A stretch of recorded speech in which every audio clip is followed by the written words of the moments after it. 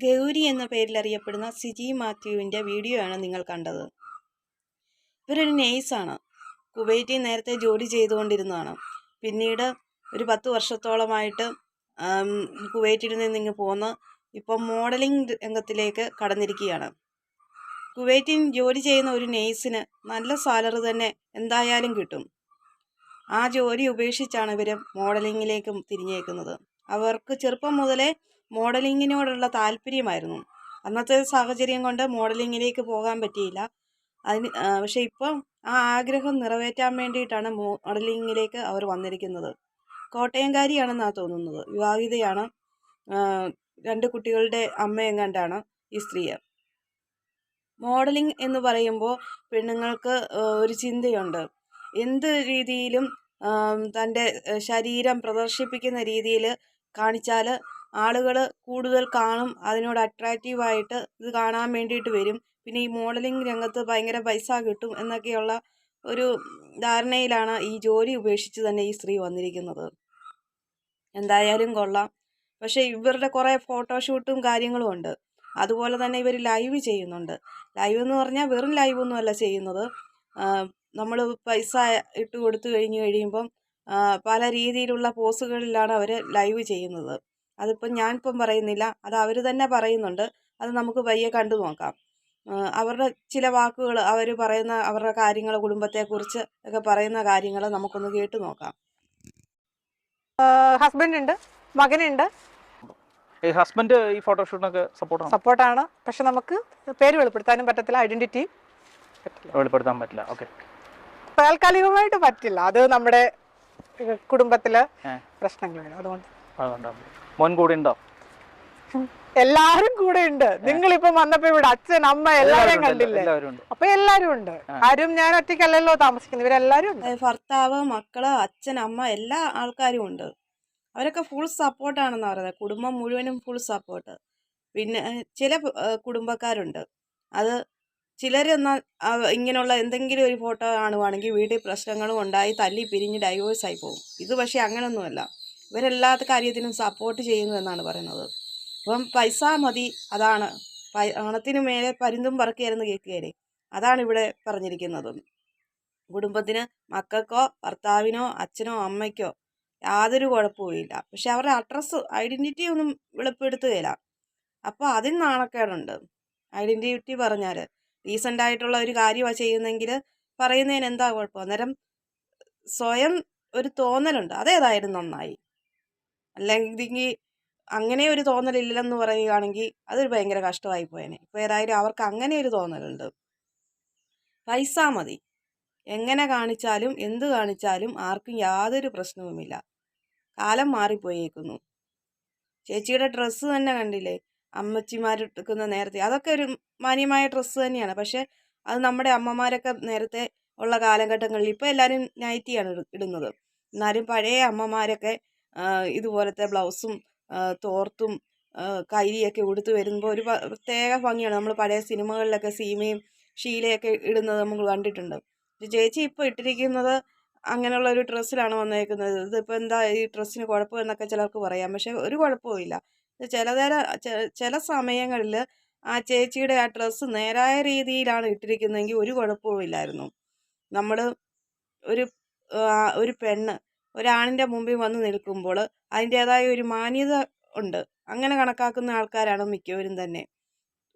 ഒരു ചുരിദാർ ഇടുമ്പോൾ അതിൻ്റെ ഷോൾ നല്ല രീതിയിൽ ഇടാൻ വേണ്ടിയിട്ട്, അല്ലെങ്കിൽ പിന്നെ എന്തിനാണ് നമ്മൾ ഷോൾ ഇടുന്നത് എന്ന് പറഞ്ഞ പോലെ തന്നെയാണ് ഈ ലുങ്കിയും ബ്ലൗസും ഇടുമ്പോൾ അതിൻ്റെ ഒപ്പം തോർത്തിടുമ്പോൾ നമ്മുടെ മാറിടം മറയ്ക്കാനുള്ള രീതിയിൽ തന്നെയാണ് നമ്മൾ തോർത്തിടുന്നത്. അല്ലെങ്കിൽ പിന്നെ തോർത്തിടേണ്ട ആവശ്യമില്ല. പക്ഷെ ചേച്ചി തോർത്തിട്ടേക്കുന്ന ഒരു സ്റ്റൈലുണ്ട്, അതൊന്ന് നോക്കി കാണേണ്ടത് തന്നെയാണ്. പിന്നെ ഇങ്ങനെയുള്ള കാര്യങ്ങൾക്ക് ഇറങ്ങി തിരിച്ചവർക്ക് പിന്നെ ഇതെന്തൊരു പുത്തിരിയല്ലേ? ഒരു പുത്തിരിയില്ല. വീട്ടിൽ യാതൊരു പ്രശ്നവുമില്ല, എല്ലാവരും ഫുൾ സപ്പോർട്ട്. നിങ്ങൾ വന്നപ്പം കണ്ടില്ലേ, എല്ലാവരും ഇൻ്റർവ്യൂ ചെയ്യാൻ വന്നപ്പോൾ നിങ്ങളെല്ലാവരും കണ്ടില്ലേ, വീട്ടിലെല്ലാവരും ഉള്ളതാണ്. അപ്പോൾ അവർക്ക് ആർക്കും ഒരു കുഴപ്പമില്ല. പിന്നെ മറ്റുള്ളവർക്ക് എന്താണ് കുഴപ്പം എന്ന് ചിന്തിക്കാം. പക്ഷെ നമ്മൾ കേരളത്തിൽ ജീവിക്കുന്ന മനുഷ്യരാണ്. ഇവരാ ഒരു ക്രിസ്ത്യൻ ഫാമിലി ആണ് ഈ സ്ത്രീ. പക്ഷേ ഇവരുടെ പേര് ഗൗരി എന്നാണ് ഇപ്പം പറഞ്ഞിരിക്കുന്നത്. സിജി മാത്യു എന്നാണ് ഇവരുടെ പേര്. പേര് കേൾക്കുമ്പം തന്നെ അറിയാമല്ലോ നമ്മൾ ക്രിസ്ത്യൻസ് ആണെന്ന്. അതുപോലെ തന്നെ ഒരു നിളാ നമ്പ്യാരുണ്ട്. ഇവരും യഥാർത്ഥത്തിൽ നിളാ നമ്പ്യാർ എന്നൊന്നുമല്ല ഇവരൊരു മുസ്ലിം സ്ത്രീയാണ്. ഇവർ ഈ പ്രൊഫഷനിലേക്ക് വന്നു കഴിയുമ്പം ഒരു ഗുമ്മിന് വേണ്ടിയിട്ട് പേരൊക്കെ മാറ്റി യഥാർത്ഥ പേര് വെളിപ്പെടുത്താതെ ഈ ഗൗരി, നിള എന്നൊക്കെയുള്ള പേരിലേക്കാണ് ഇവരും മാറുന്നത്. എല്ലാ കാര്യത്തിനും ഫാമിലി ഫുൾ സപ്പോർട്ടാകുമ്പം പിന്നെ ആളുകൾക്കൊന്നും പറയാനാവില്ല. ആളുകൾക്ക് പറയാം, പക്ഷെ ഇവരത് മൈൻഡ് ചെയ്യുന്നില്ല. അങ്ങനെ ഒരു ഇതിലേക്കാണ് പോകുന്നത്. ജോലി ചെയ്യുന്നു, വർക്ക് കിട്ടുന്നു. ഇപ്പം ഞാൻ പറഞ്ഞല്ലോ, സോഷ്യൽ മീഡിയ പ്ലാറ്റ്ഫോം എന്ന് പറയുന്നത് പല രീതിയിലും പണം ഉണ്ടാക്കാം. ഞാൻ ഇന്ന് വരെയും മോശമായ രീതിയിൽ പണം ഉണ്ടാക്കിയിട്ടില്ല. അതിനോട് താല്പര്യവും ഇല്ല. ഞാൻ ചെയ്യുന്ന വർക്കുകൾക്ക് എനിക്ക് പേയ്മെൻറ്റ് കിട്ടുന്നുണ്ട്. പിന്നെ സോഫ്റ്റ്വെയറുകൾ ഒരുപാട് ഇട്ട് ചെയ്യുന്നുണ്ട്. ഇപ്പോൾ സോഫ്റ്റ്വെയറിൻ്റെ കാര്യം പറഞ്ഞല്ലോ, അതിൻ്റെ അകത്ത് ഇൻസ്റ്റയിലാണെങ്കിൽ ഒക്കെ നമ്മുടെ സ്റ്റാറ്റസിൽ കൊണ്ടുവന്നിട്ട് എക്സ്ക്ലൂസീവ് കണ്ടന്റുകൾ കാണണമെന്നുണ്ടെങ്കിൽ നിങ്ങൾ 300 രൂപ 250 രൂപ മുടക്കി കണ്ടോളൂ എന്ന് പറയുന്നത്. അതിൻ്റെ അകത്ത് ഏത് രീതിയിലുള്ള കണ്ടന്റുകളാണ് ഇടുന്നത്? ഞാൻ ചെയ്യുന്ന വർക്കുകൾ. എന്ത് വർക്കുകൾ? ഞാൻ ന്യൂഡ് ആർട്ട് ഞാൻ പറഞ്ഞില്ലേ, സെമി ന്യൂഡ്, ഫുൾ ന്യൂഡ്, അത് ചെയ്യുന്ന വർക്കുകളുടെ ആസ്പദമായിട്ടുള്ള കണ്ടന്റുകൾ അപ്ലോഡ്. 397 രൂപ കൊടുക്കുമ്പോൾ നിങ്ങൾ എന്താണ് ഇതിൽ ചെയ്യുന്നത്? സെമിനൂഡ്, ബിക്കിനി, ഫുൾ നൂഡ്, അങ്ങനെ ചേച്ചി ഏതാണ്ട് വലിയൊരു സംഭവം നടക്കുന്നു എന്നുള്ള രീതിയിലാണ് പറയുന്നത്. ആ പറയുമ്പോഴത്തേ ഒരു ചിരിയൊക്കെ കാണുമ്പം തന്നെ അറിയാം അതത്ര വലിയ കേസ് കെട്ടൊന്നുമല്ല എന്ന് നമുക്കെല്ലാവർക്കും സാധാരണക്കാർക്ക് മനസ്സിലാവുന്നതാണ്. ഈ സെമിനൂഡ്, ഫുൾ നൂഡ് എന്നൊക്കെ പറയുമ്പോൾ എന്താ കാണിച്ചു കൊടുക്കുന്നത്? ഈ ചേട്ടൻ എന്തൊരു ചോദ്യമോ ചോദിക്കും. ചേട്ടൻ ഈ കാലഘട്ടത്തിലൊന്നും അല്ലേ. ഇവരുടെ അടുത്ത് ഇൻ്റർവ്യൂ ചെല്ലുമ്പം തന്നെ അറിയത്തില്ല ഇതെന്താണ് ഇവർ കാര്യങ്ങൾ ചെയ്യുന്നതെന്നുള്ള കാര്യങ്ങളെല്ലാം അറിഞ്ഞുകൊണ്ട് തന്നെയാണ് ഇവരുടെ അടുത്ത് ഇൻ്റർവ്യൂവിന് ചെയ്യുന്നത്. പിന്നെ കിഴിച്ച് ഇവരുടെ വായിൽ നിന്ന് വീഴാൻ വേണ്ടിയിട്ടായിരിക്കാം. ഇൻ്റർവ്യൂ ചെയ്യുന്ന ആൾക്കാരല്ലേ, അങ്ങനെ വേണ്ടിയിട്ടാണ് ചോദിക്കുന്നത്. ഒരു മനുഷ്യർ എന്തായാലും പൈസ മുടക്കിയിട്ട് സെമിനൂഡ് കാണാൻ എന്തായാലും ആണുങ്ങൾ ആഗ്രഹിക്കുകയില്ല. അവർക്ക് ഫുൾ നൂഡ് തന്നെ കാണണം. അത് തന്നെയാണ് ചോദിച്ചത്. ഈ എന്താണ് ആ ആൾക്കാർ ആഗ്രഹിക്കുന്നതെന്ന് അത് ആരാധകരോട് ചോദിക്കേണ്ടതെന്ന്. ആരാധകരെന്താ കാണിക്കുന്നതെന്നുള്ള കാര്യം അവർക്കറിയാവുന്നത് തന്നെയാണ്. എന്തായാലും ഇങ്ങനെയുള്ള ഞരമ്പ് രോഗികൾ ഇവന്മാർ ഫുൾ നൂഡ് തന്നെ കാണാൻ വേണ്ടിയിട്ടാണ് ആഗ്രഹിക്കുന്നത്. ഒരാണ് വന്നിട്ട് പകുതി കാണിക്കാവോ എന്ന് ആരും ചോദിക്കുകയില്ല. ഫുള്ളായിട്ട് കാണിക്കാവോ എന്ന് തന്നെ അങ്ങനെ തന്നെ ചോദിക്കുകയുള്ളൂ. എന്താ ഇതിൻ്റെ അർത്ഥം എന്ന് മനസ്സിലായില്ലേ? ഫുൾ നൂഡെന്ന് പറയുമ്പം തുണിയില്ലാതെ കാണിക്കുന്ന രീതിയായിരിക്കാം ഈ ഫുൾ നൂഡെന്ന് ഉദ്ദേശിച്ചേക്കുന്നത്. അങ്ങനെയാണ് നമുക്ക് അതിൽ നിന്ന് മനസ്സിലാക്കാവുന്നത്. അല്ലാതെ പൈസ കൊടുത്തിട്ട് ഈ പെണ്ണുപിള്ളയുടെ മുഖം കാണാൻ വേണ്ടിയിട്ട് ആരും വന്ന് നിൽക്കുകയില്ല. എന്ന് പറഞ്ഞാൽ ഇത് ചെറുപ്പക്കാരത്തിയൊന്നുമല്ല. 10-40 വയസ്സിന് മേളിൽ എന്തായാലും ഇവർക്ക് പ്രായമുണ്ട്. ഈ നമ്മുടെ നാട്ടിൽ കുറേ മനുഷ്യരുണ്ട് ഇതുപോലത്തെ കാഴ്ചകൾ കാണാൻ വേണ്ടിയിട്ട്. ഇപ്പം വീഡിയോസ് ഒക്കെ നോക്കുമ്പോൾ ഇൻസ്റ്റാഗ്രാമിൻ്റെ അകത്തൊക്കെ ചിലപ്പം കാണാം, ലൈവിൽ വരിക, ഇത്ര രൂപ പേയ്മെൻ്റ് അടച്ചാൽ ലൈവിൽ വരാവുന്നതാണ്, ഇത്ര മണിക്ക് എന്നൊക്കെ പറഞ്ഞുകൊണ്ടുള്ള ലൈവുകളൊക്കെ നമ്മൾ കാണാറുള്ളതാണ്. ആണുങ്ങളെ സംബന്ധിച്ച് ഇതിപ്പോൾ അതൊരു വലിയൊരു ഇതായിരിക്കും, സംഭവമായിട്ട് തോന്നും. അവർ പൈസ മുടക്കി ഇത് ചെയ്യും. അതാണ് ഈ ചേച്ചി ഉദ്ദേശിച്ചേക്കുന്നത്. ഇവർക്ക് പൈസ കിട്ടിയാൽ മതിയല്ലോ, പൈസ വരും അക്കൗണ്ടിലേക്ക്. ഇത് ഫാമിലിക്കൊന്നും യാതൊരു പ്രശ്നവുമില്ല, മക്കളുണ്ട്, അവർക്കൊന്നും ഒരു വിഷയമില്ല. എല്ലാവർക്കും പൈസ മതി. പുറത്തേക്ക് സമൂഹത്തിലേക്ക് എങ്ങനെയാണ് ഇവരെ വിലയിരുത്തുന്നതെന്നോ അതൊന്നും അറിയണ്ട. പണം മതി. പണം ഉണ്ടെങ്കിൽ എവിടെയും നമുക്ക് പിടിച്ചു നിൽക്കാം എന്നുള്ള ഒരു ഇതിലേക്കാണ് മാറിയിരിക്കുന്നത്. അതാണ് ചേച്ചി ഇത് പറയുന്നത്. സെമിനൂഡ്, ഫുൾ നൂഡ് ഒക്കെ ഉണ്ട്. ആരും അങ്ങനെ സെമിനൂഡ് കാണാനല്ല ആഗ്രഹിക്കുന്നത്. അവർ പറയുന്നുണ്ട് അങ്ങനെ എന്താ സംഭവം എന്ന് ചോദിക്കുമ്പം ഫുൾ നൂഡിലേക്കാണ് ആൾക്കാർ കൂടുതൽ വരുന്നത് എന്നാണ് ഉദ്ദേശിച്ചേക്കുന്നത്. ജോലി ചെയ്യുന്നു, വർക്ക് കിട്ടുന്നു. ഇപ്പം ഞാൻ പറഞ്ഞല്ലോ, സോഷ്യൽ മീഡിയ പ്ലാറ്റ്ഫോം എന്ന് പറയുന്നത് പല രീതിയിലും പണം ഉണ്ടാക്കാം. ഞാൻ ഇന്ന് വരെയും മോശമായ രീതിയിൽ പണം ഉണ്ടാക്കിയിട്ടില്ല. അതിനോട് താല്പര്യവും ഇല്ല. ഞാൻ ചെയ്യുന്ന വർക്കുകൾക്ക് എനിക്ക് പേയ്മെൻറ്റ് കിട്ടുന്നുണ്ട്. പിന്നെ സോഫ്റ്റ്വെയറുകൾ ഒരുപാട് ഇട്ട് ചെയ്യുന്നുണ്ട്. ഇപ്പോൾ സോഫ്റ്റ്വെയറിൻ്റെ കാര്യം പറഞ്ഞല്ലോ, അതിൻ്റെ അകത്ത് ഇൻസ്റ്റയിലാണെങ്കിൽ ഒക്കെ നമ്മുടെ സ്റ്റാറ്റസിൽ കൊണ്ടുവന്നിട്ട് എക്സ്ക്ലൂസീവ് കണ്ടന്റുകൾ കാണണമെന്നുണ്ടെങ്കിൽ നിങ്ങൾ 300 രൂപ 250 രൂപ മുടക്കി കണ്ടോളൂ എന്ന് പറയുന്നത്. അതിൻ്റെ അകത്ത് ഏത് രീതിയിലുള്ള കണ്ടന്റുകളാണ് ഇടുന്നത്? ഞാൻ ചെയ്യുന്ന വർക്കുകൾ. എന്ത് വർക്കുകൾ? ഞാൻ ന്യൂഡ് ആർട്ട് ഞാൻ പറഞ്ഞില്ലേ, സെമി ന്യൂഡ്, ഫുൾ ന്യൂഡ്, അത് ചെയ്യുന്ന വർക്കുകളുടെ ആസ്പദമായിട്ടുള്ള കണ്ടന്റുകൾ അപ്ലോഡ് ചെയ്യുന്നു. അത് വീഡിയോ ആണോ ഫോട്ടോസ് ആയിട്ടാണോ ഇടുന്നത്? എല്ലാം ഉണ്ട്. അത് ചേച്ചി പറയുന്നു ചേച്ചി ജോലി ചെയ്യുന്നു, അതിനുള്ള കൂലി ലഭിക്കുന്നെന്ന്. ആ ശരിയാ, ചേച്ചി ജോലി ചെയ്യുന്നുണ്ട്, നല്ല മാന്യമായ രീതിയിലുള്ള ജോലി തന്നെയാണ് ചേച്ചി ചെയ്യുന്നത്. ചേച്ചി വൈകുന്നേരം വന്നു ലൈവ് വന്നിരിക്കുന്നു, ആളുകൾ ലൈവ് എല്ലാം തോന്നുന്നു കേട്ടോ, ന്യൂഡ് ആപ്പ് എന്നെങ്ങാണ്ടാണ് പറയുന്നത്, എന്താ സംഭവം നമുക്കറിയില്ല. അങ്ങനെ ഒരു ന്യൂഡ് ആപ്പുണ്ട്, ആ ന്യൂഡ് ആപ്പിലേക്ക് നിങ്ങൾ പേയ്മെൻറ്റ് ചെയ്യൂ, 300 രൂപ 200 രൂപ നിങ്ങൾ ഇടുക, അപ്പോൾ നിങ്ങൾക്ക് കാണാൻ പറ്റുമല്ലോ എക്സ്ക്ലൂസീവായിട്ടുള്ള കണ്ടൻറ്റ് എന്താണെന്ന് നമുക്ക് കാണാൻ പറ്റും എന്നാണ് പുള്ളിയോട് പറയുന്നത്. ഇപ്പം 300 രൂപ 200 രൂപയൊക്കെ മുടക്കി കാണുന്ന ആളുകളുണ്ട്. അപ്പോൾ അങ്ങനെ പേയ്മെൻറ്റ് ചെയ്യുമ്പോൾ നിങ്ങൾക്ക് കാണാം. ഞാൻ മാന്യമായിട്ടുള്ള ഒരു ജോലിയാണ് ചെയ്യുന്നത്. ശരിയാണ്, തുണിയില്ലാതെ ഇങ്ങനെ വന്ന് നിന്ന് ആൾക്കാരുടെ മുമ്പിൽ പ്രദർശിപ്പിക്കുക, പൈസ മുടക്കുക, അവർ കീശയിലിടുക, ഇതൊക്കെയാണ് മാന്യമായിട്ടുള്ള ജോലി. എന്തോരം ജോലികളുണ്ട്, എല്ലാ ജോലിക്കും ഒരു അതിൻ്റേതായ മാന്യതയുണ്ടെന്ന് പറയും. പക്ഷേ ഒരുപാട് സെക്സ് വർക്കേഴ്സ് ഉണ്ട്, പക്ഷേ അവർക്കൊക്കെ ഉപജീവന മാർഗത്തിന് വേണ്ടിയിട്ടാണ്, നമ്മൾ അവരെ കുറ്റം പറയുന്നതല്ല, അവർക്ക് വേറൊരു നിവൃത്തിയില്ലാതെയാണ് അവർ ഈ ജോലിയിലേക്ക് തിരിയുന്നത്. പക്ഷേ ഈ സ്ത്രീയെ സംബന്ധിച്ചിടത്തോളം ഇവർക്കൊരു പ്രൊഫഷൻ ഉണ്ടായിരുന്നു, നേഴ്സ്. നമ്മുടെ കുട്ടികളെ നമ്മളൊക്കെ ഉന്തിത്തള്ളി നേഴ്സിംഗ് ജോലിയിലേക്ക് പറഞ്ഞു വിടും. അതായത് നേഴ്സിംഗ് പഠിക്കാൻ വേണ്ടിയിട്ട് 10ഉം 8ഉം ലക്ഷം രൂപയൊക്കെ മുടക്കി ബാംഗ്ലൂർ പോലെയുള്ള സ്ഥലങ്ങളിലേക്ക് വിടാൻ ആഗ്രഹിക്കുന്ന മാതാപിതാക്കളാണ് മിക്കവരും തന്നെ. കാരണം ആ ജോലി അത് പഠിച്ചിറങ്ങിക്കഴിഞ്ഞാൽ പുറത്ത് പോയാൽ നല്ല സാലറി ആണെന്ന് എല്ലാവർക്കും അറിയാവുന്ന കാര്യമാണ്.